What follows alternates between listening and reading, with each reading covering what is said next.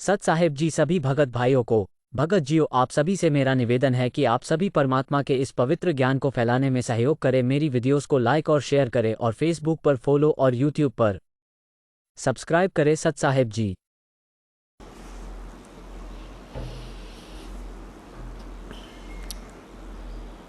अब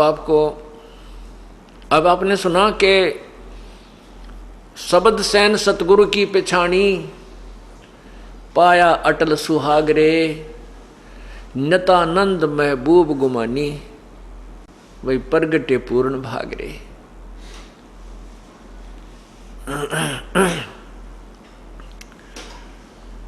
शब्द San, San माने संकेत, इशारा। सतगुरु का हमने संकेत समझा। सतगुरु जी क्या बताते हैं कि मानुष जन्म दुर्लभ है, भाई मिले न बारंबार। तरवर से पत्ता टूट गिरे, वो बहुर न लगता डार।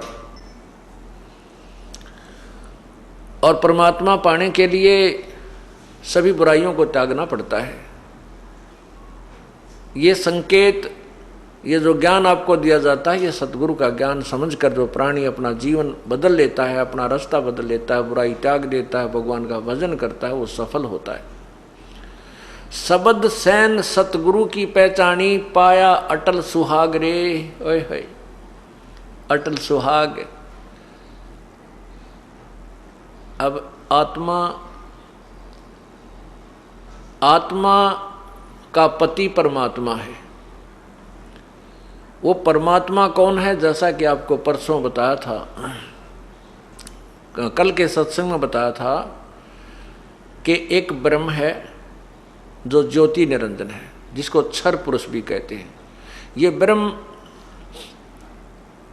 जो है 21 ब्रह्मांड का मालिक है, स्वामी है।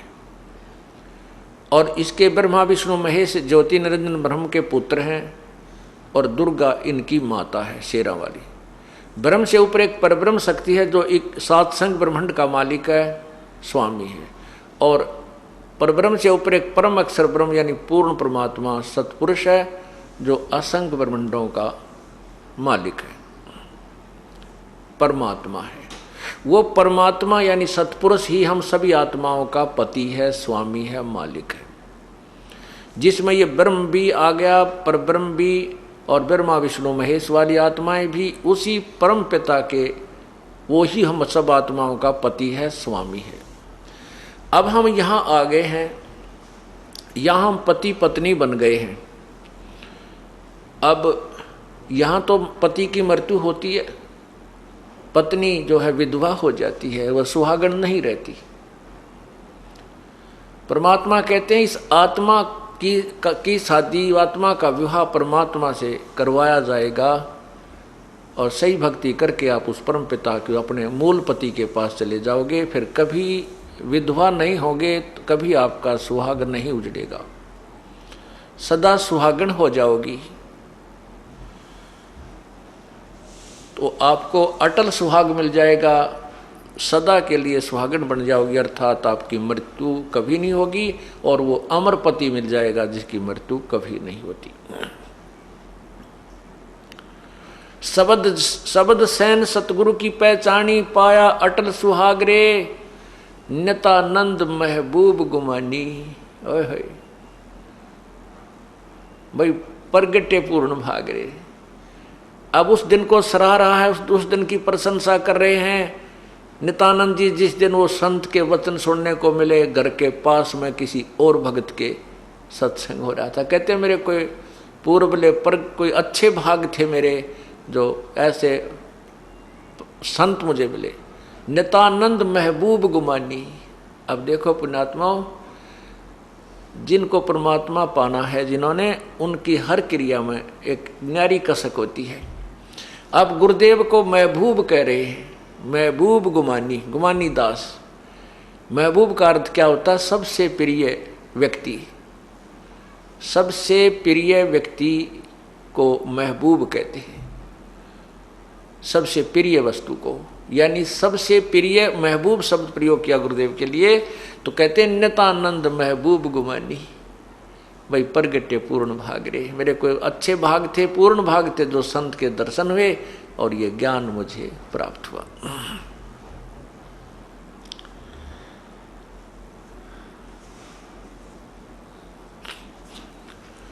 अब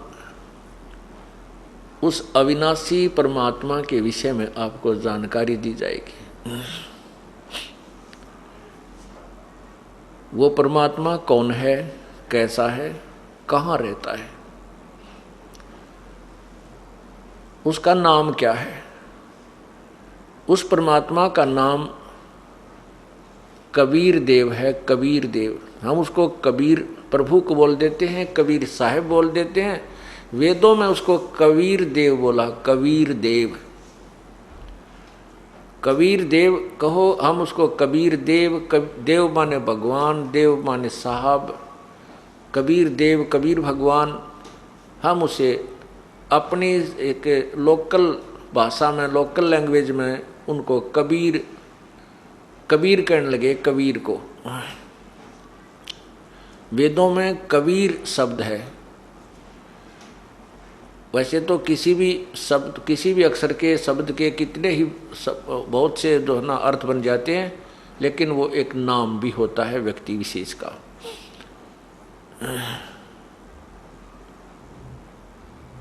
तो वो कबीर देव पूर्ण परमात्मा है। उसी वह परमात्मा सतलोक में रहता है और सतलोक से ऊपर 3 लोक और हैं, अलखलोक, अगमलोक, अनामी लोक, अकय लोक जिसे कहते हैं। अनामी कहो चाहे अकय कहो। वो परमात्मा ऊपर के सभी 4 लोकों पर कंट्रोल करता है और नीचे के सभी ब्रह्मांडों पर भी उसी का आधिपत्य है। यहाँ का अलग से जो शासक हैं वो ब्रह्म और परब्रह्म हैं।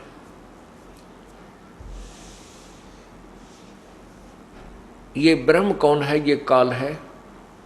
इसको श्राप लगा हुआ है, इसको एक बीमारी लगी हुई है कि 1 लाख मानव शरीरधारी मनुष्यों को, मनुष्य यानी मानव शरीरधारी मनुष्यों को खाता है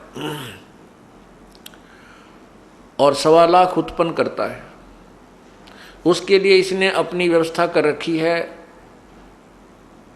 रजगुण ब्रह्मा से उत्पत्ति करवाता है, सतगुण विष्णु से ये हमारी सतिथि करवाता है, यहाँ पर एक दूसरे मोह ममता बना करके यहाँ रोक के रखता है, और तीसरे शंकर जी से हमारा संहार करवा लेता है। इस प्रकार ये अपना ये 21 ब्रह्मांड का कार्य चला रहा है। ये काल भगवान, इस काल भगवान ने अपने संदेशवाहक दूत भेजकर यहाँ अज्ञान प्रचार करवा दिया। परमात्मा, जो पूर्ण परमात्मा की सतिथि से इस जीव को गुमराह कर दिया कि कौन है भगवान, कैसा है भगवान, कहाँ रहता है वो परमात्मा। लेकिन प्रभु के डर से उसने कुछ सत्य शास्त्र भी रचना की और करवाई। अब जैसे गीता और वेद सत्य शास्त्र हैं, शास्त्र तो सही लिख दिए और लिखवा दिए काल ने, लेकिन उसका ज्ञान अपने दूतों के द्वारा उसके विरुद्ध प्रचार करवा दिया। इन भोली जनता को, भोले प्राणियों को इन अज्ञानी संतों ऋषियों ने निराधार व्याख्याओं पर आधारित कर दिया। भगवान की सतिथि इसको गलत बता दिया, निराकार बता दिया। परमात्मा की भक्ति से कहते हैं प्रारब्ध का कर्म कटे नहीं, पाप नहीं कटते। इस प्रकार ये प्राणी नास्तिक होता चला गया, भक्ति से दूर होता चला जा रहा है और कष्ट पे कष्ट उठा रहा है। इस अज्ञान को हटाने के लिए, यथार्थ ज्ञान बताने के लिए वो परमात्मा स्वयं ही आता है। स्वयं ही वो एक संत का रोल करता है, भूमिका करता है। स्वयं एक भक्त की भूमिका करके दिखाता है कि भक्त कैसा होना चाहिए, उसमें कैसी सहनशीलता होनी चाहिए, उसके कैसी सिंपलिसिटी होनी चाहिए और किस प्रकार उसका व्यवहार विचार उठना बैठना होना चाहिए। और तत्वदर्शी संत कैसा होता है, तत्वदर्शी संत के अंदर क्या गुण होते हैं, वो के ज्ञान बताता है। वो सब ज्ञान, वो तत्वदर्शी संत की भूमिका भी वो स्वयं ही करता है और स्वयं ही एक परमात्मा, एकम, वो अकेला भगवान है। वो परमात्मा इस काल के लोक में चारों युगों में आता है। सतयुग में सत्सुकृत नाम से प्रसिद्ध होता है, उसका उर्फ नाम वामदेव भी कहने लग जाते हैं उस समय के वर्तमान के ऋषिजन, क्योंकि जो ऋषि महर्षि सतयुग में ब्रह्मा जी से अधूरा ज्ञान ग्रहण करके प्रचार कर रहे होते हैं और वेदों की आड़ लेते हैं, परमात्मा पूर्ण ब्रह्म आकर के उनको वेदों का ज्ञान भी स्वयं ही बताने की चेष्टा करता, लेकिन वो महर्षि वो ऋषि अपनी प्रभुता की भूख में उस संत रूप में प्रकट परमात्मा की बात को नहीं मानते, न जनता को मानने देते। उसके विपरीत वो सच्चा ज्ञान देता है। वो ज्ञान जो यथार्थ ज्ञान होता है, ऋषि महर्षियों के ज्ञान के विपरीत होता है, वो यथार्थ होता है। उल्टा ज्ञान तो होता है उन ऋषियों का, और वो उल्टा कहने लग जाते हैं भगवान को। तो कबीर परमात्मा जो सतयुग में आते हैं, सत्सुकृत नाम से आते हैं, तो उनको वामदेव उल्टा ज्ञान प्रचार करने वाला कहने लग जाते हैं। वामदेव उर्फ नाम उसका निकाल लेते हैं व्यंग्यात्मक तरीके से। वही परमात्मा फिर त्रेता में आते हैं, उसमें मुनिंदर नाम रहता है। द्वापर में उनका नाम करुणा में रहता है, और कलयुग में उस परमात्मा की कबीर अपने यथार्थ नाम से प्रकट होता है। ये चारों युगों में प्रभु आते हैं।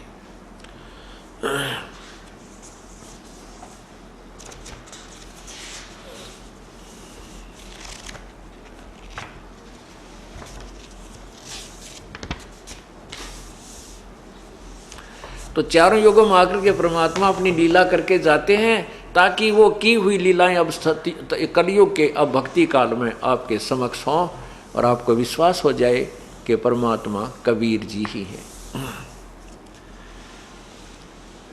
सतयुग में सत्सुकृत अवतारा, त्रेता नाम मुनिंदर मेरा, द्वापर में करुणा में कहाया, कलयुग में कबीर कह टेरा।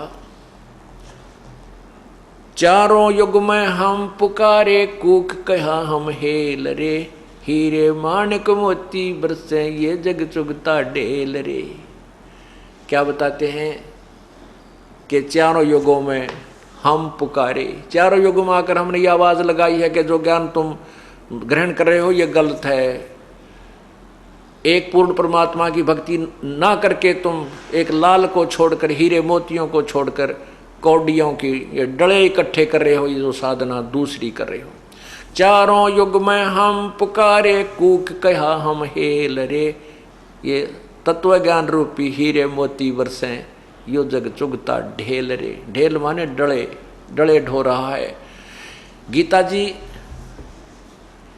अध्याय नंबर 7 के मंत्र 14, 15, 21 से 23 और अध्याय नंबर 9 के श्लोक 21 से 23 और 25 में स्पष्ट किया है कि जो एक परमात्मा की भक्ति छोड़कर अन्य देवताओं की साधना वो भक्ति करते हैं, वो मूर्ख लोग हैं। और यही प्रमाण परमात्मा दे रहे हैं कबीर जी कि हम चारों युगों में आते हैं। कूक कूक कहा हम हेल रे, हमने आवाज लगा लगा कर जनता को समझाया और सच्चे ज्ञान रूपी हीरे मोती बरस रहे हैं, और सच्ची भक्ति ना करके ये लोग डले ढो रहे हैं, अन्य साधना अन्य देवताओं की पूजा कर रहे हैं। फिर क्या बताते हैं, सतयुग में मनु समझाया, कालवश रहा नहीं मार्ग पाया, उल्टा दोष मोहे लगाया, वामदेव मेरा नाम धराया। परमात्मा आकर अपनी महिमा बताते हैं कि उल्टा दोष मेरे पर लगा दिया और मेरा वामदेव नाम रख दिया। सतयुग में मनु समझाया, मनु जी को परमात्मा आकर मिले, उसने सोचा ये मनु जी बहुत प्रसिद्ध हैं और यदि ये मान जाएंगे तो सारे समाज को, भगत को, मनुष्यों को ये समझा देंगे, लेकिन ये मान बड़ा इस जीव को परमात्मा के निकट नहीं आने देती। अब मनु जी की महिमा हो रही थी सब ऋषि जन उनका आदर करते थे। अब मनु जी भगवान की वाणी को नहीं माना, उल्टा उन्हीं को दोष दिया। सतयुग में मनु समझाया, काल वसरया नहीं मार्ग पाया। उल्टा दोष मोहे पर लगाया, वामदेव मेरा नाम धराया। सत सुकृत कम कहते थे, वामदेव ज्यादा कहने लगे। त्रेता में नर नील चिताया, लंका में चंद्र विजय समझाया। सीख मंदोदरी रानी मानी, समझा नहीं रावण अभिमानी। विभीषण कीनी सेव हमारी, ताते हुआ लंका छत्रधारी। कहते हैं कि मंदोदरी ने तो हमारी बात को माना, लेकिन रावण अभिमानी नहीं माना। विभीषण ने हमारी पूजा की, हमारी सेवा की, तो उसको लंका का राज्य हमने ही दिलवाया। आर गए जब त्रिभुवन राया, समुद्र पर सेतु मैं ही बनवाया। जब समुद्र पर पुल बना रहे थे, न वो नल नील से बन रहा था, ना भगवान श्री राम बनवाने में समर्थ थे, क्योंकि वो 3 दिन तक समुद्र में खड़े होकर के समुद्र से याचना कर रहे थे कि हे सागर राज, मुझे रास्ता दे दे। तब समुद्र ने एक विपर रूप धारण किया और बाहर आया, आकर के कहा, प्रभु आप ऐसा काम करो, लाठी भी ना टूटे और सर्प भी मर जावे, आप मुझे जलाओ मत। क्योंकि भगवान श्री राम ने अग्नि बाण निकाल कर समुद्र को जलाना चाहा था। तब समुद्र ने मानव रूप धारण करके बाहर आकर के कहा था, समुद्र देवता ने, यानी इन प्रत्येक, जैसे सूर्य है, प्रकाश के जितने स्रोत हैं, और समुद्र है, वन है, पृथ्वी, इनका सब एक एक देवता होते हैं। वो जल देवता नहीं है, उस जल का कंट्रोलर, जैसे सिंचाई विभाग में चीफ इंजीनियर होते हैं, कंट्रोलर होते हैं, ऐसे वो देवता प्रकट हो गया उनके सामने आकर। तब उन्होंने बताया था कि आपके सेना में नल और नील नाम के 2 सैनिक हैं, इनके हाथ में शक्ति है। वो शक्ति नल नील को कैसे प्राप्त हुई थी, डिटेल में तो आगे बताऊंगा, केवल एक संकेत आपको देता हूं। पहले ये भूमिका बना रहे हैं इस सत्संग की। तो नल नील भी नहीं कर सके। परमात्मा कबीर मुनिंदर नाम से त्रेता युग में आए हुए थे, नल नील उनकी शरण में आए थे। तब उनको परमात्मा ने एक शक्ति दी थी कि उनके हाथ से कोई वस्तु पानी में नहीं डूबेगी। तो नल नील भी उस दिन अभिमानी बन गए थे, तो भी तभी परमात्मा ने स्वयं जा करके एक अक्षेत्र के पहाड़ के पत्थरों को हल्का कर दिया था अपनी शक्ति से। उस पहाड़ के पत्थरों को उठा करके समुद्र पर पुल बनवाया गया था। आर गए थे जब त्रिभुवन राया, समुद्र पर सेतु मैं ही बनवाया। 3 दिवस राम अर्ज लगाई, समुद्र पर गटे युक्ति बताई। नल नील की शक्ति बताई ही, नल नील में मस्ती छाई। उन्होंने कीन्या याद गुरुदेव, ताते हम शक्ति छिन लेव। नल नील को लगी अंघाई, ताते पत्थर तेरे निभाई। मैं कीने हल्के वो पत्थर भारी, सेतु बंधा रघुवर सेना तारी। मैं कीने हल्के वह पत्थर भारी, वो भारी पत्थरों को मैंने हल्का किया था। तब सेतु बांध रघुवर सेना तारी। तब उन हल्के हुए पत्थरों से समुद्र के ऊपर पुल बनाकर रघुवर यानी भगवान श्री राम ने सेना को पार किया। लीने चरण राम जब मोरे, लक्ष्मण ने 2 कर जोड़े। जब वो पत्थर हल्के हो गए और तैरने लगे, परमात्मा पूर्ण ब्रह्म जी कहते हैं कबीर जी कि जब मुनिंद्र रूप में मैं संत रूप में आया था, ऋषि रूप में, तब श्री राम ने मेरे चरण लिए और लक्ष्मण ने दोनों हाथ जोड़कर मेरे से मेरी प्रशंसा की, बधाई दी, धन्यवाद किया। लीने चरण राम जब मोरे, लक्ष्मण ने 2 कर जोड़े। दोनों बोले एक विचार, ऋषिवर तुम्हारी शक्ति अपार। दोनों भाई राम और लक्ष्मण ने कहा कि हे ऋषिवर तेरी शक्ति अपार है। दोनों बोले एक विचार, ऋषिवर तुम्हारी शक्ति अपार। हनुमान नतमस्तक होया अंगद सुग्रीव ने मान्या लोहा। है कहते हनुमान जी भी नतमस्तक होए जब ऐसी लीला देखी, और अंगद जैसे महाबली जिन्होंने रावण के दरबार में अपना पैर रख दिया था कि अगर तू तेरे कोई योद्धा है तो मेरे पैर न हटा दे, कहते हैं रावण की सारी सेना लगी थी तो भी उसका पैर नहीं हटा था, डगमग नहीं हुआ था, टस से मस नहीं हुआ। ऐसे महाबलियों ने, सुग्रीव जैसे विद्वान ने भी कहते हैं मेरा लोहा मान्या, अर्थात मेरी महिमा से प्रभावित हुए, मेरी शक्ति से प्रभावित हुए। परमात्मा स्वयं बता रहे हैं कबीर जी, हनुमान नतमस्तक होया अंगद सुग्रीव ने मान्या लोहा, सेतु बंद का भेद न जाने भाई, सोके देने राम बड़ाई। सेतु बंद का मर्म न जाने भाई, यानी इसकी वास्तविकता परिचित नहीं है, और केवल कहते हैं श्री राम ने पुल बना दिया। श्री राम जी ने तो पुल नहीं बनाया, क्योंकि उन्होंने तो समुद्र से याचना की, समुद्र ने आके नलनील का नाम लिया, नलनील ने कोशिश की, क्योंकि उस दिन उन्हें अभिमान हो गया, उनके हाथ से वो पत्थर नहीं तरे। फिर स्वयं परमात्मा को याद किया, प्रकट हुए और उनका पत्थर हल्के किए गए तो वो पुल बनाया। रामचंद्र कह कोई शक्ति नारी, जिन ये रची सृष्टि सारी। रामचंद्र जी तो खुद कहते हैं वो परमात्मा कोई और है जिसने सब ब्रह्मांडों को रचा है। अज्ञानी कह रामचंद्र रचने हारा, जिन दशरथ घर लीन अवतारा। ऐसी भूल पड़ी धर्मदासा, यथार्थ ज्ञान न किसी ही पासा। ऐसी भूल पड़ी धर्मदासा, कबीर परमेश्वर ने धर्मदास नाम के अपने एक भक्त को ये सब बताई। ऐसी भूल पड़ी धर्मदासा, यथार्थ ज्ञान ना किसी ही पासा। सच्चा ज्ञान तो किसी के पास नहीं है।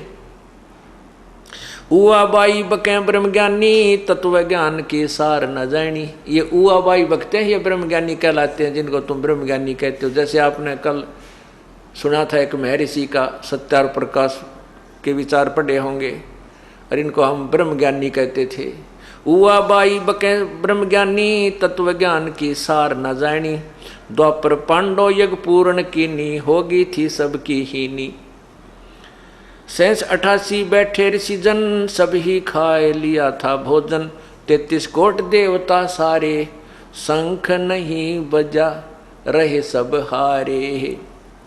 12 करोड़ ब्राह्मण आए, बैठे सभी मुंह लटकाए।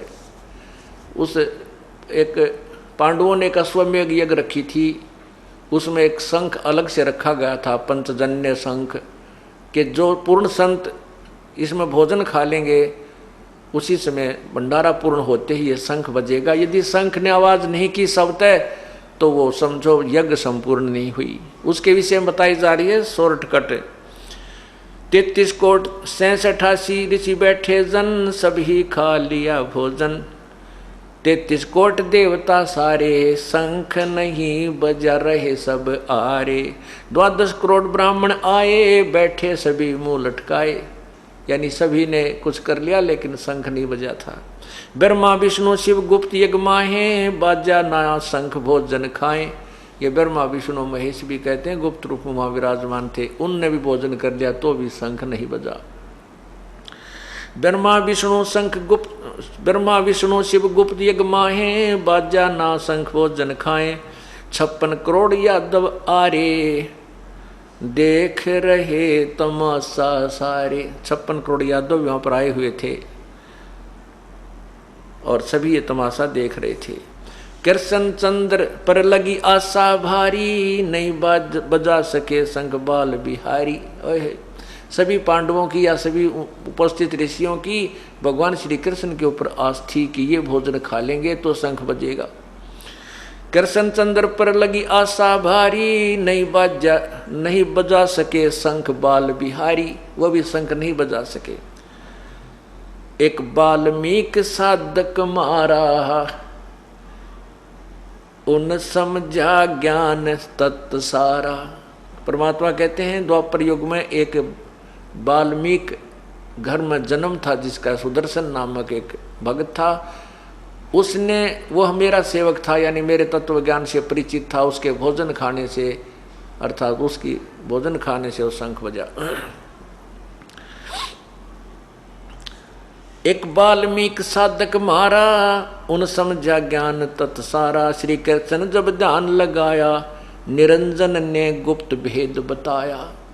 अब श्री कृष्ण जी, क्योंकि वहाँ का जो मुख्य यज्ञ करता था, पांडवों के गुरु जी थे, अब उनके किसी से भी जब शंख नहीं बजा तो श्री कृष्ण जी भी, ये भगवान विष्णु ब्रह्मा शिव जी भी दुखी होते हैं, इनसे कार्य पूरा नहीं होता है, तो ये किसी परम शक्ति की तरफ अपना ध्यान लगाते हैं और शक्ति की ओर। तो इनका जो कंट्रोलर है ज्योति निरंजन, ये ब्रह्म है, उसने गुप्त रूप से प्रेरणा की कि तुम्हारा काम मैं बताता हूँ कहाँ से बनेगा। एक ऐसे ऐसे वाल्मीकि नाम का एक साधक है, उसको तुम लाओ बुलाकर, तो तुम्हारा काम बनेगा। श्री कृष्ण जब ध्यान लगाया, निरंजन ने गुप्त भेद बताया। कृष्ण चंद्र पांडव समझाया, एक सुदर्शन भगत बताया। वह यज्ञ में आवे भाई, तब ये शंख बजा आवाज कराही। वाल्मीकि है साधक पूरा, पूर्ण प्रभु के चरण हजूरा। श्री कृष्ण जी पांडवों को समझा रहे हैं कि एक वाल्मीकि कुल में एक साधक है और वो पूर्ण है। पांचों पांडव चले सुदर्शन पासा, मैं कीन्या एक अजब तमाशा। परमात्मा कबीर जी धर्मदास को बता रहे हैं कि जो पांचों पांडव और कृष्ण जी मेरी तरफ सुदर्शन की झोपड़ी की तरफ चलने लगे, मेरे सेवक की तरफ, तो मैंने एक और तमाशा किया। पांचों पांडव चले सुदर्शन पासा, मैं कीन्या एक अजब तमाशा। भेज दिया सुदर्शन के ठोरा, सुदर्शन रूप धर बन बैठा बोला। परमात्मा कहते मैंने अपनी गुप्त प्रेरणा से सुदर्शन जी को तो कहीं और भेज दिया, और उसके स्थान पर मैं खुद बोला बड़ा वैसा ही बनकर बैठ गया। 6 जनों मोए अष्टांग लगाई, तब मैं वाके संग यज्ञ में आई। मोए देख मन में सब हंसी आई, यह शूद्र कैसे शंख बजाई। जब उनके साथ यज्ञ में आया तो वहाँ ऋषि महर्षि बैठे थे, और मेरी वेशभूषा को देख करके एक वाल्मीकि यानी एक शूद्र की वेशभूषा मुझे देखकर सब न हंसी आई, और न सोचने लगे, ये कहने लगे कि ये कैसे शंख बजाएगा, ये काहे का ऋषि ढूंढ के लाए हैं।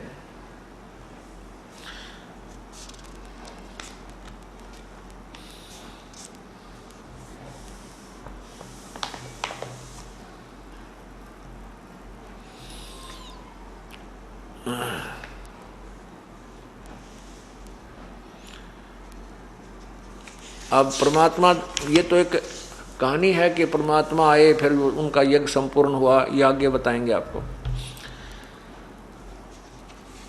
अब आपको बताते हैं कि परमात्मा चारों युगों में आते हैं। सतयुग में सत्सुकृत नाम से आए थे, वो आपको बता दिया कि उस समय बहुत ही कम भक्तों ने नाम उपदेश लिया, लेकिन परमात्मा ने अपना ज्ञान का प्रचार पूरा किया और अपनी सतिथि वहाँ पर पूरी दृढ़ बनाई।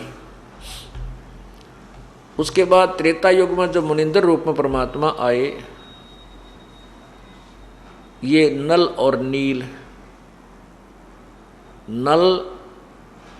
नील ये दोनों आपस में मौसी के बेटे थे, अर्थात इनकी माता सगी बहन थी। इनका माता पिता कि दोनों के ही शरीर त्याग गए थे छोटी ही उम्र में, और ये मानसिक और रोग से जो पीड़ित थे।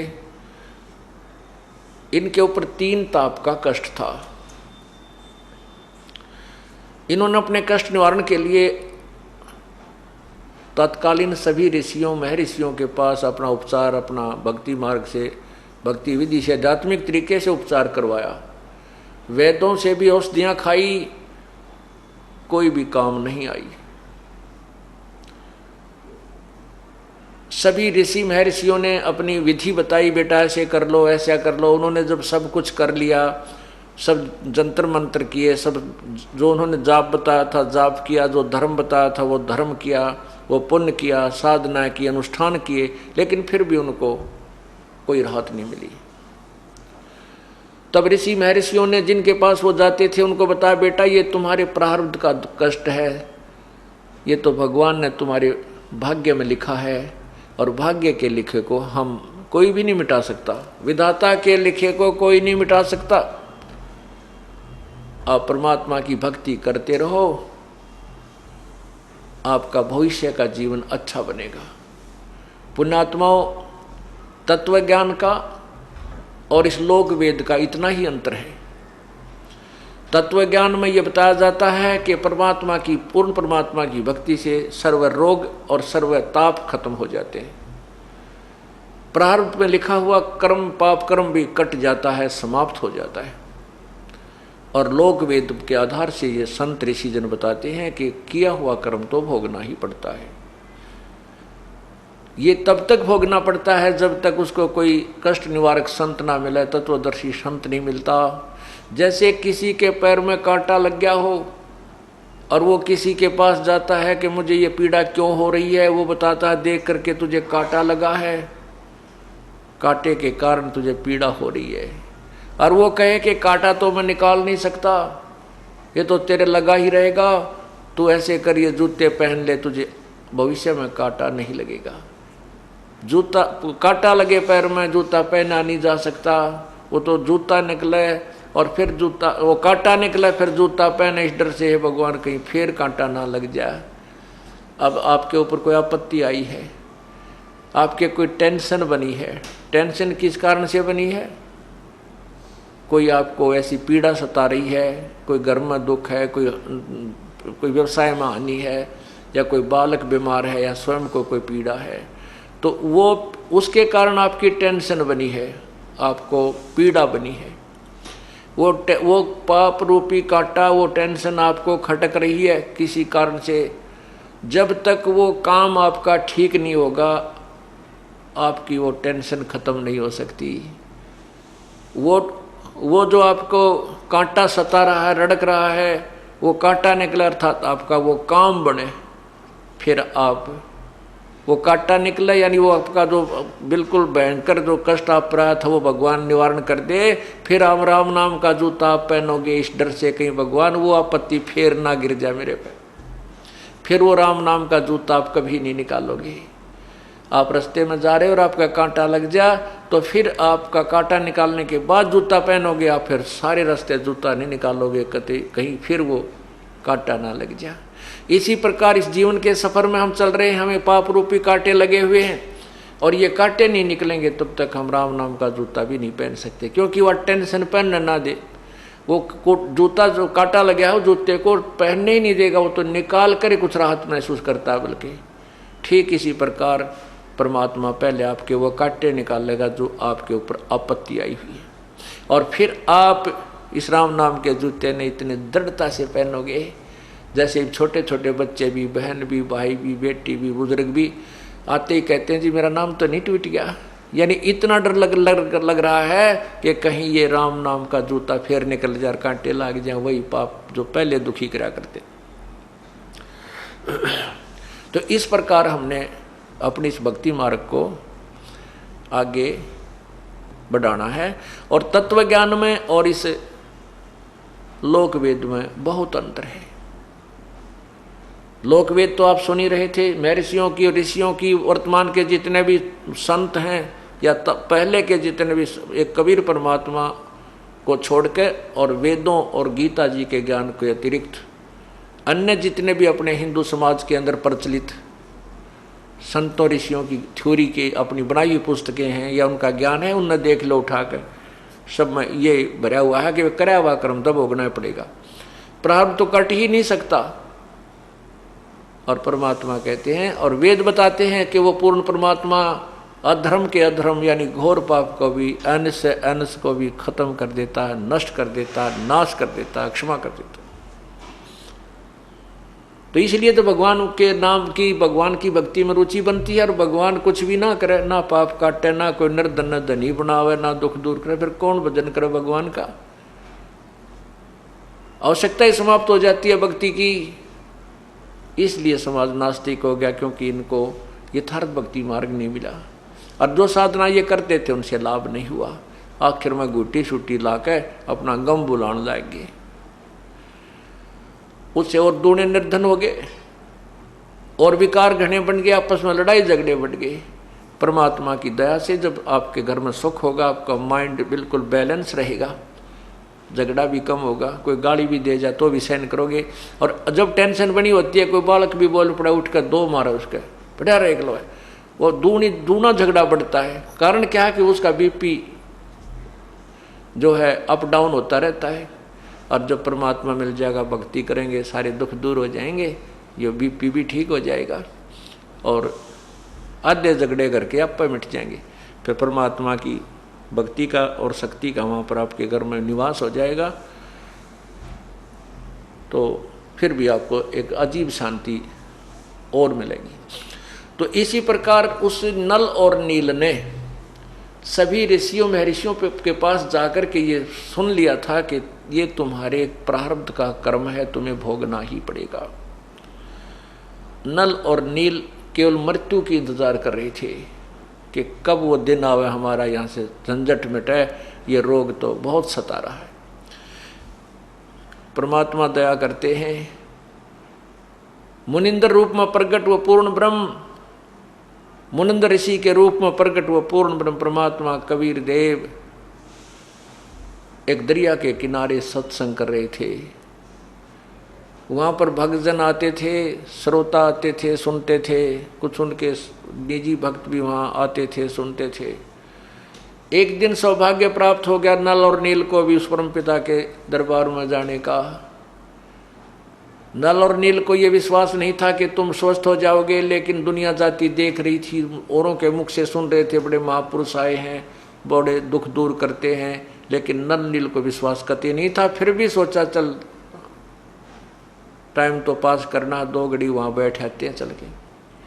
अब जो ही नल नील वहाँ सामने आए, उस अक्षेत्र में आते उनको कुछ राहत मिलने लगी, और जो ही परमात्मा के चरण छुए उन्होंने आकर के, और परमात्मा ने दोनों के हाथ सिर पे हाथ रखा, हाथ रखते उनका सर्व रोग समाप्त हो गया। अब नल नील को ऐसे लग रहा है जैसे तुम्हारे शरीर में कोई रोग था ही नहीं। इतना चमत्कार देखकर, ऐसी लीला देख करके दोनों के दोनों चरणों में गिर गए, बहुत फूट फूट कर रोने लगे। हे परमात्मा, तुम आप कहाँ छुपे थे? हे महाराज जी, हे ऋषि महाराज, हे ऋषि जी आप कहाँ थे? हम तो बिल्कुल हार चुके थे, थक चुके थे, हमने तो सोच लिया था कि अब तो ये हमारे कष्ट का निवारण मृत्यु के साथ ही होगा। सारी कहानी बताई कि हे ऋषिवर, हमने सभी ऋषियों से, महापुरुषों से उपदेश भी लिया, उनके द्वारा बताई विधि का भी प्रयोग किया, साधनाएं भी की, लेकिन हमारा कोई कष्ट दूर नहीं हुआ था। आज आपके आशीर्वाद मात्र से हम स्वस्थ हो गए प्रभु। तो परमात्मा ने कहा, बेटा आप सत्संग सुनो, बैठकर उपदेश ले लो। ये तो आपको, ये तो कांटा निकाला है मैंने, और ये सफ़र अभी लंबा, इसमें और भी कांटे लग सकते हैं, इसलिए जो जूता हम देंगे ये ISI मार्ग का, इसने पहन के देखो जब कांटे लग जाते हैं। अर्थात ये पूरा सुरक्षा कवच आपको दिया जाएगा पूर्ण परमात्मा की साधना का। नल नील ने सत्संग सुना और परमात्मा का उपदेश ले लिया, उनको गुरु बना लिया। अब गुरु बना लिया उनका, तो उनको तो इतना दृढ़ विश्वास हो गया कि हमारा जीवन दान ही प्रभु ने दिया है।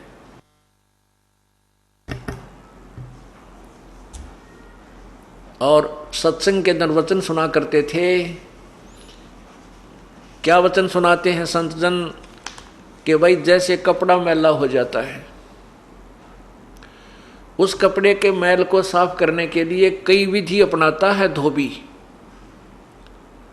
कुछ तो मैल ऐसे होते हैं, कुछ तो मैल ऐसा होता है जो केवल पानी में धोन मात्र से समाप्त हो जाता है। कुछ ऐसा मैल होता है उसको साबुन ही लगा करके नष्ट किया जा सकता है। कुछ ऐसे दाग होते हैं जो ड्राई क्लीन से होते हैं। ठीक इसी प्रकार हमारी आत्मा जो अंतःकरण रूपी कपड़ा बहुत युगों से मैला हो चुका है, इस मैल को यानी पाप कर्मों को नष्ट करने की विधि कई प्रकार की अपनानी पड़ेंगी। जैसे रोगी डॉक्टर के पास जाता है, डॉक्टर उसको पीने की दवाई अलग से देता है, कैप्सूल न्यारे देगा, गोली अलग से देगा और फिर मालिश की दवाई अलग से देता है। इन सभी औषधियों का प्रयोग करके स्वस्थ हुआ जाता है। इसी प्रकार इस हमारे को ये दीर्घ रोग लगा हुआ है जन्म और मृत्यु का। इस जन्म मृत्यु के रोग को काटने के लिए हमें कई प्रकार की उपचार अर्थात कई प्रकार की उपासना जैसे जैसे भी विधि है वो सब अपनानी पड़ती है। इसलिए हमारे ऊपर जो पाप कर्मों का धब्बे लगे हैं, दाग लगे हैं, मैल चढ़ा हुआ है, उसको काटने के कई तरीके बताए। जैसा आपने कल यजुर्वेद में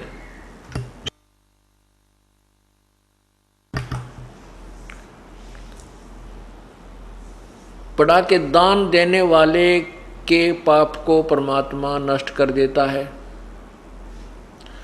फिर भक्ति कर्म चाहे देवता करो, देव माने चाहे ऋषि करो चाहे भक्त करो, सभी के पापों को वो पूर्ण परमात्मा नष्ट करता है। इसी प्रकार जैसे कुछ तो पाप ऐसे हमारे सेवा से कटेंगे। यहाँ सत्संग में आने से हम जितनी कुछ सेवा करेंगे, कोई जिसकी भी जैसी इच्छा है, जैसी भी उसका शरीर काम कर सकता है, नियत यार है मैं सेवा करूं। यहाँ पर केवल एक प्रभुता की भूख लेकर नहीं आवे, एक रोगी बनकर आवे। जैसे डॉक्टर के पास रोगी कितना ही सेठ हो चाहे अफसर हो अधिकारी हो, जब उसको ये पता चल जाएगा कि तुझे कोई भयंकर बीमारी है और वो क्लियर नहीं हो पा रही है, उसके ट्रीटमेंट के लिए जो हॉस्पिटल में जाता है तो उस समय वो भूल जाता है तू कौन है, तू क्या है।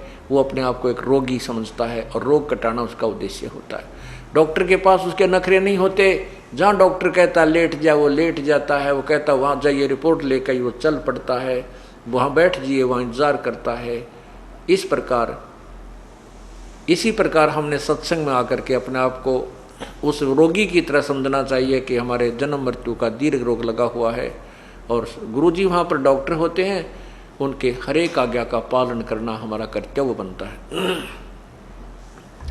तो यहाँ पर आओगे तो सेवा करने की नीत हो। जैसे कोई कुछ भी काम चल रहा है, क्योंकि यहाँ पर कहीं शेड लग रहा है कि तो चिनाई हो रही है या कोई खाने पीने का व्यवस्था है या बस ये टाट बिछाने हैं, तो एक भक्त टाट बिछाने लग रहा है तो आपकी नीयत हो उठ कर मैं भी मदद करूं। अगर वो ज़्यादा हो जाते हैं, नीयत आपकी रहे कि मैं करूं। अगर आपका समय नहीं मिलता है, आपको नहीं, और भक्त काफ़ी कर रहे हैं, आप चेष्टा भी करते हो करने की, नहीं भी अवसर मिलता है, आपकी नीयत है सेवा करने की, तो आपकी वो सेवा परमात्मा के चरणों में गिनती हो जाएगी कि इसकी नीयत है करने की, तो आपकी सेवा ही काउंट हो जाएगी। वो सेवा में ही आपका वो लिखा जाता है कर्म। भाव ये है कहने का कि नो शर्म नहीं मानना कि मैं इतना बड़ा अधिकारी हूँ या बड़ा सेठ हूँ या मैं नो हूँ, मैं क्योंकि मैं बिछाऊँगा मन शर्म आओगी। हो सकता है 1 2 3 बार आने में तो कुछ दिन ये महसूस हो सकता है, फिर बार बार आओगे तो वह मरोड़ भी ख़त्म हो जाएगी, क्योंकि ये मरोड़ ख़त्म करें पार पड़ेगी। तो इस प्रकार कोई किसी प्रकार की भी सेवा है, उस सेवा से भी हमारे कुछ पाप नष्ट होते हैं। दूसरा ये है कि हम जो सुबह शाम दोपहर के नित्यनेम करते हैं, ये ज्ञान यज्ञ है, ये सत्संग है, ये ज्ञान यज्ञ है। एक धर्म यज्ञ है जो भंडारा चल रहा है, परमात्मा के हंस आते हैं, सदा व्रत दिन रात चलता है यहाँ भगवान का। ये इसमें जिस चीज़ का भी जो सहयोग है वो धर्म यज्ञ हो रही है। किसी का 1 रुपया, किसी के 100 रुपये, किसी के 1000 रुपये, किसी के 10,000, किसी के लाख, उनकी उसी रेशों में आपको पुण्य मिल रहा है। ये धर्म यज्ञ है। एक यहाँ पर हवन यज्ञ चल रही है, जो हमने ज्योति जगा रखी है। जितने पाठ चलते हैं प्रत्येक की एक ज्योति जगाते हैं।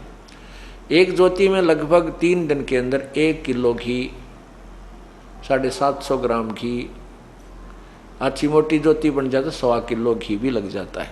अब ये तो 5 दिन चलेगा। तो इस प्रकार ये हवन यज्ञ हो रहा है। इस 5 दिन के अंदर लगभग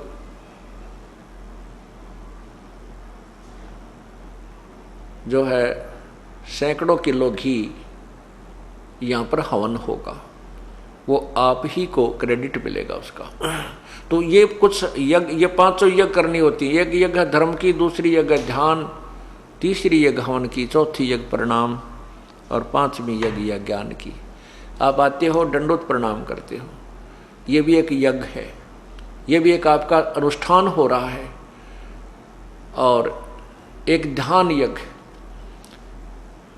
आप 2-3 दिन, 1 हफ्ता पहले अपने काम को आगे पीछे करने की जो है ना चिंता करते हो कि सत्संग में जाना है, सत्संग में जाना।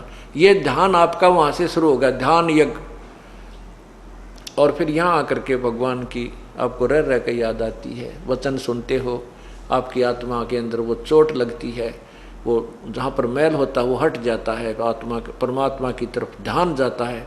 ये भी एक यज्ञ आपकी पैरेलल होती है। ये ज्ञान यज्ञ जो आपको सुनाया जा रहा है ये ज्ञान है, और ये अखंड पाठ भगवान की अमृतवाणी का चल रहा है, ये भी ज्ञान यज्ञ में ही होता है। तो इस प्रकार ये सभी और फिर जो ज़्यादा धब्बे हैं आपके ऊपर लगे हुए, वो मंत्र रूपी ड्राई क्लीन से आपके साफ किए जाएंगे। जब ही सतनाम हृदय धरो, भयो पाप को नासे, मानो चिनगारी अग्नि की, पड़े पुराने घासे।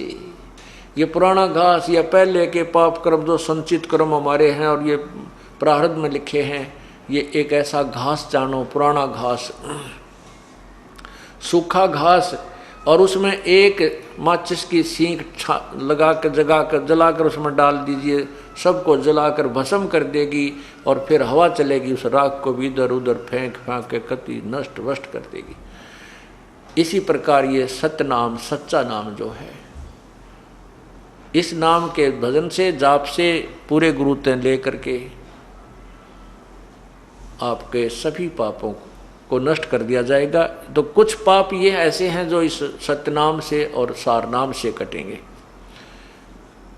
और ये तीनों ताप क्या होते हैं? कोई देव रुष्ट हो जा, कोई किसी पर जंतर मंत्र कर दे, गाल गलवा दे, टूना टोटका करवा देता है, और कोई किसी को शराप दे देता है, कोई देवता रूस गया, हमारी भैंस ने दूध ना दिया, हमारा खेड़े वाला बाबा रूस गया।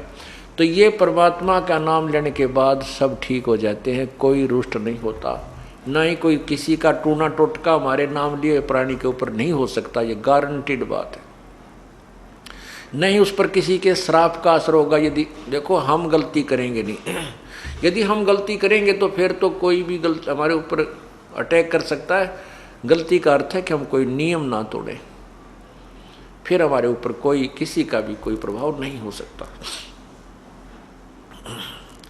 तो इस प्रकार हमारी जो ये क्रिया है सत्संग में आकर हमें करनी चाहिए। तो नल और नील को यह बात समझ में आ गई, उनके बात ये समझ में आ गई कि भाई धन हमारे द्वारा नहीं जो दान कर दिया, हम अपने शरीर से सेवा करेंगे। सुमन गुरु जी ने देवाइयों भी खूब करेंगे और अपने शरीर से सेवा करेंगे, हम इसी से सारा लाभ ले लेंगे। इस उद्देश्य से उन्होंने सत्संग में आने वाले बूढ़े बुजुर्ग जो बीमार, क्योंकि परमात्मा आया करें जब ये दुख दूर करते हैं, उनके सतूर के दरबार में भी पता नहीं कितने दुखी जाया करते थे, और सब को वहाँ सत्संग में बैठाया जाता था। देखो पुण्यात्माओं, कुछ तो आप में से ऐसे भी भक्त हैं, ऐसी बहन बेटी भाई हैं जिनके आते ही दुख दूर हो गए, आशीर्वाद से भी ठीक हो गए, नाम लेते उससे दिन भी ठीक हो गए। और कुछ एक ऐसे हैं जो अभी तक उनको 2 दिन, 10 दिन, 20 दिन, महीना, 2 महीने भी लग सकते हैं। ये परमात्मा की लीला समझना, ये मत समझना कि ये भगवान के घर में कुछ ना हो रहा है, सब कुछ होगा। उसके अपने तरीके हैं, अपना ट्रीटमेंट है, उसको कैसे करना है। अब जिनके परमात्मा ने आते ही दुख दूर किए, उसको पता था कि ये भागेंगे नहीं और दूने दर्द होंगे। कुछ ऐसे हैं जो बहन भाई भगत हंगा करके लावा, चल हमारे गुरुजी द्वारा जाते ठीक हो जाओगे, जाते ठीक हो जाओगे, ज्ञान उनको समझाते नहीं, तो वो आ जाते हैं अपने दुख निवारण करने के लिए। प्रभु को पता होता है कि जब ये ठीक हो गए तो ये बोर्ड कर नहीं आओगे, तो झाड़े लवानी है, तो उनको नहीं करेंगे ठीक। अब जैसे हम जाया करते उड़ा कनपेड़ जड़वान, कनपेड़ जड़ दी, ठीक होया कि ना होया, हो गया तो फिर उसके पास नहीं जाना, फिर कदे कनपेड़ होगी तो तभी जाएंगे। तो हम परमात्मा नहीं चाहते कि यहाँ झाड़ा लावर उन्हें ठीक करके बेच दिए फिर कभी ना आए, इनके ऊपर फिर और बहुत कष्ट आएंगे। तो यहाँ पर वो भविष्य का भी ट्रीटमेंट किया जाता है कि ये पुण्यात्मा यहाँ आता रहे, 2, 4, 10, 20 बार आने से इसको ज्ञान सुनेगा, सत्संग सुनेगा तो ज्ञान हो जाएगा, फिर ये डगमग नहीं होगा, फिर इसको परमात्मा स्वस्थ भी कर देंगे। यदि उसको पहले स्वस्थ कर दिया तो उसको और भयंकर दुख हो जाएगा, वो तो दुख दूर हो गया, लेकिन आगने वाले समय में और भी बहुत कष्ट उस प्राणी थे, उनका बचाव नहीं हो पाएगा। वो दयालु इसलिए थोड़ी सी देरी करता है। उस देरी में हम न सोच लेते हैं देख कुछ लाभ नहीं होता, चाल की तो और चलाएंगे, कहीं और जाने के बाद फिर वो पता है समुद्र या नौका जो है बगैर पतवार के घूमती रहती है, उसका ठिकाना कोई नहीं। तो नल नील ने इसी उद्देश्य से सेवा प्रारंभ कर दी। अब वो क्या करते थे, कोई भी रोगी आता था तो परमात्मा के पास बहुत दुखी आते थे। एक बार तो कहते हैं काशी में 160 कोढ़ी थे और वो कोढ़ी चले गए। कहने लगे भगवान आप सबके दुख दूर करते हो, हमारा भी कर दो। नु बोला परमात्मा बोले भाई थारे तुम्हारे दुख न कदनाट्या में, तुम आए ताज हो। उनको कहा बेटा तुम भजन करो, भक्ति करो, तुम स्वस्थ हो जाओगे। उन्होंने कहा ठीक है, जैसे जो आपकी आज्ञा। कहने लगे भगवान भक्ति तो हम कर लें, पर यूँ कोड कर्ण तना देता, पीड़ा बहुत होती है, आप दया कर दो, दया कर दो। परमात्मा को पता तो था, पर उनने उनको कह दिया अच्छा भाई करेंगे, परमात्मा से अर्ज होगी सुनाई तुम्हारी। तो कहते हैं वो सारे के सारे का कोड ठीक हो गया। कोड ठीक हो गया तो वो तो भाई फिर सत्य कहा बेटा सत्संग माया करियो का। अच्छा जी, अब वो तो नहा धोकर बटे उबन काए, फिर क्यों पहले तो पीप चुया करती थी, कपड़ा भी ना सुहा हुआ था, और फिर ना सेवा करें, बैठ जानो बटेव की तरह आकर कोई भगत कर काम कर लो तो कर ले, यानी उल्टा उस तरह व्यवहार नहीं बना उनका। तो परमात्मा कहते हैं भाई ठीक है, हम तो देख दोबारा इस कष्ट ने तुम्हारे कदे नहीं, और तुम इस तरह चलोगे तो तुम्हारी भक्ति नहीं बनेगी। एक दो गलतियां उन्होंने की, परमात्मा ने उनको करड़ा किया कि भाई ऐसा नहीं होता सत्संग में, तो वो आना ही बंद कर गए, आना ही बंद कर गए और भक्ति त्याग गए। अब ठीक आगे क्या हुआ वो तो लंबी कहानी है, वो तो प्रत्यक्ष है क्या होगा और क्या हुआ होगा उनकी गेला ज़्यादा डिटेल नहीं बताते। तो परमात्मा ने ये सारे उदाहरण पहला करके दिखा रखे हमारे ताई, इस दास को उदाहरण दे रखे हैं कि ऐसे भी आवेंगे और उनको ठीक होते बकवाद भी भावेगी, फिर तेरा दिल भी दुख पाओगा कि देखो भगवान से अर्ज की और इन ये ठीक भी हो गए, राज फिर हुए बकवाद गढ़े। ऐसे बहुत से लोग हैं। एक बेटगाम में हमारा भगत राजेंद्र जी, उनके घर हम सत्संग करने लाग रहे, वहाँ एक उसी गांव का एक कति रो है, बैठा बैठा है मैं मरूंगा, सब ने बता दिया, डॉक्टरों ने भी इलाज, डॉक्टरों ने भी उसको लाइलाज कर दिया, सूझ रहा सारा शरीर, उसके पता नहीं गुर्दे खराब थे, सारी बुरा हाल हो रहा, और अंतिम सांस गिने, सांझ सवेरा जा रहा उसकी मौत का। यही से दयालु हमारे भगत उसको बुला लिया, एक आ जा तुम्हारे गुरुजी आऊँगे, हमारे पाठ हो रहा है, तू कोई नहीं मरे। सब ने पूछा भाई मैं बच जाऊंगा हमारे, क्यों मैं एक दिन लेट गया था, पाठ पहले प्रारंभ हो जाता था। तो सब भगत ने कहा तू चिंता ना करे, गुरुदेव नान दे, तुझमा ठीक हो जाएगा। सब न रो है, उसकी पत्नी भी, पर ऐसी कृपा हुई मालिक की उसने नाम ले लिया, वो स्वस्थ हो गया। 5-6 महीने तो वो ठीक हमारे साथ आता रहा, फिर आंडी पा गया, मंदिर में पुजारी बन कर बैठ गया उससे गाँव में। अरे तेरा गजब हुई हो, और इतने सुख दिए परमात्मा ने उसको।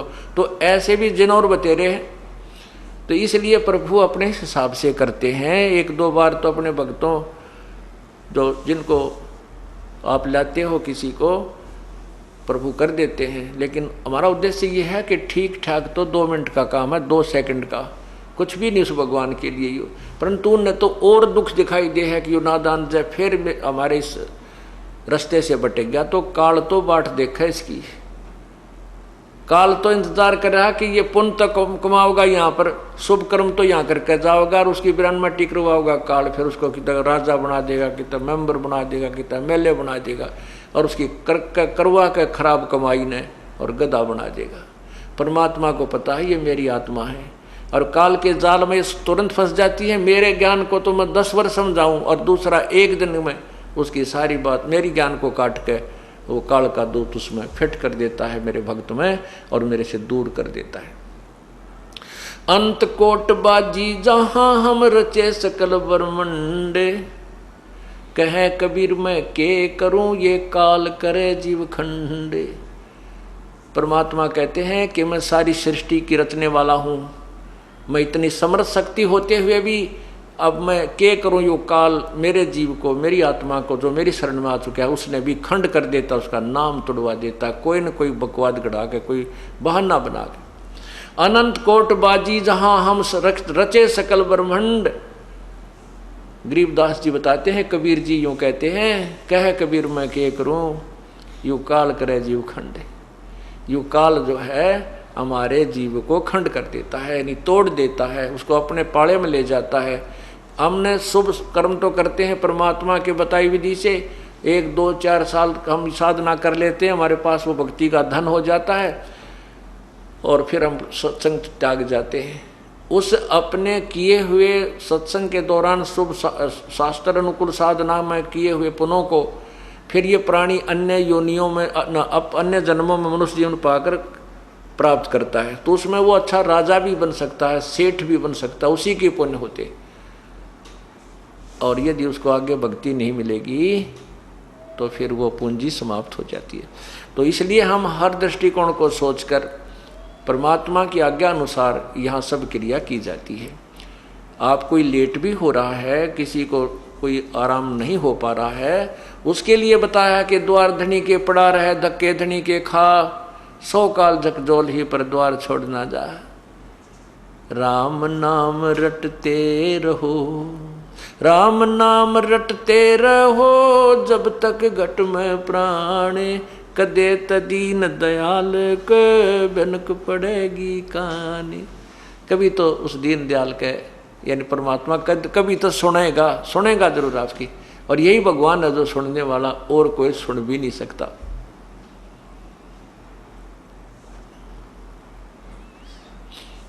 होगी